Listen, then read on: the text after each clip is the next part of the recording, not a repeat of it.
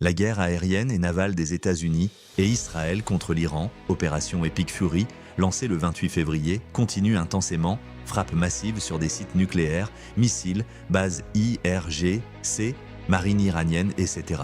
Mais aucune invasion terrestre à grande échelle n'a commencé. Trump a exprimé privément un intérêt sérieux pour déployer des troupes au sol, mais pas pour une invasion massive type Irak 2003. Selon NBC News, source US officielle, il discute d'un contingent limité, small contingent, pour des missions précises. Sécuriser sites nucléaires, infrastructures critiques ou soutenir une transition post-régime.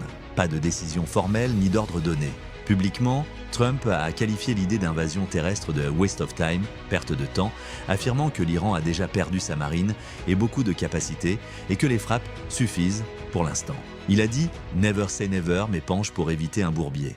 La Maison-Blanche a démenti que ce soit « part of the plan » pour l'instant, qualifiant les rumeurs de spéculation. Côté iranien, le ministre des Affaires étrangères Abbas Araghchi a déclaré dans une interview NBC « Nous les attendons. Nous sommes confiants de pouvoir les affronter et ce serait un grand désastre pour eux. » Des officiels comme Ali Larijani menacent de capturer et tuer des milliers de soldats américains en cas d'invasion. Experts et sénateurs des États-Unis, démocrates surtout, craignent que sans plan clair, ça mène à l'effondrement des États-Unis.